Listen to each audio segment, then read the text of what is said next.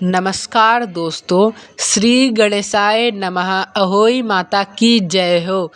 आज मैं आपको अहोई अष्टमी अहोई आठे यानी कि अहोई माता की व्रत की कथा सुनाऊंगा।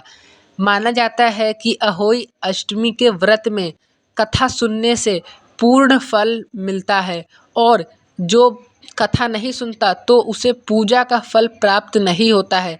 तो आज हम आपको अहोई अष्टमी में सुने जाने वाली अहोई माता की व्रत की कथा सुनाएंगे। लास्ट तक वीडियो को देखिएगा। कथा को आधा अधूरा सुनने से अहोई माता नाराज हो जाती है। अहोई अष्टमी का व्रत संतान सुख, संतान प्राप्ति के लिए किया जाता है। यह व्रत करवा चौथ के 4 दिन बाद आता है। इस दिन माताएं अपने संतान की दीर्घायु, लंबी आयु और सुख शांति के लिए व्रत करती है। बीच बीच में आप अहोई माता की जय जरूर करते जाइएगा। चलिए कथा स्टार्ट करते हैं। श्री गणेशाय नमः। बोलिए अहोई माता की जय। प्राचीन काल में किसी नगर में एक साहूकार रहता था। उसके 7 लड़के थे। दीपावली से पहले साहूकार की स्त्री घर की लीपा पोती हेतु मिट्टी लेने खदान में गई और कुदाल से मिट्टी खोदने लगी। देवयोग से उसी जगह एक स्याहू की मांद थी।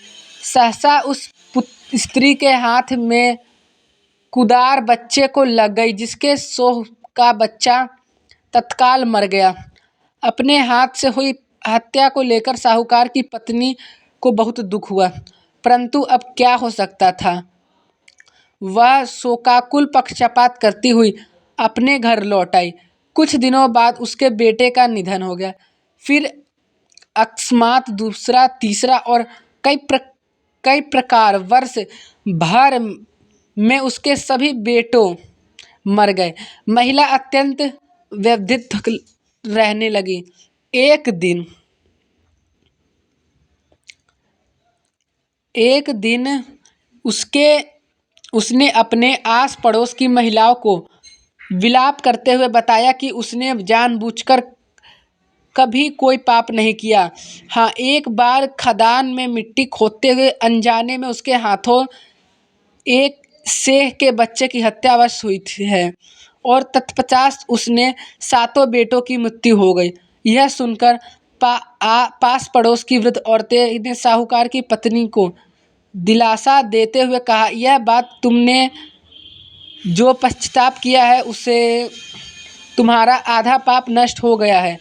तुम उसी अष्टमी को भगवती माता की शरण लेकर सेह और सेह के बच्चे का चित्र बनाकर उसकी आराधना करो और क्षमा प्रार्थना करो। ईश्वर की कृपा से तुम्हारा पाप धुल जाएगा। साहूकार की पत्नी ने वृद्ध महिलाओं की बात मानकर कार्तिक मास की कृष्ण पक्ष की अष्टमी यानी कि अहोई अष्टमी की उपासना व पूजा याचना की। यह हर वर्ष नियमित रूप से ऐसा करने लगी। तत्पश्चात उसके 7 पुत्र रत्नों की प्राप्ति हुई। तभी से अहोई व्रत की परंपरा प्रचलित हो गई। बोलिए अहोई माता की जय। श्री गणेशाय नमः। हे अहोई माता, जैसे आपने साहूकार की पत्नी को सुख दिया है, वैसे ही सभी माताओं को आप सुख देते रहना और अपने भक्तों पर कृपा बरसाते रहना। बोलिए अहोई माता की जय। मित्रों, यह कथा यहीं पर समाप्त होती है और इस कथा को सुनने से आपके जीवन में यानी जो आपके पुत्र को जीवन में आ रही सभी परेशानियों से मुक्ति मिलेगी। तो कमेंट में एक बार अहोई माता की जय जरूर लिखें। अहोई अष्टमी यानी कि अहोई आठे, होई आठे, इसे कई जगह कई नामों से जाना जाता है। अहोई माता की जय हो।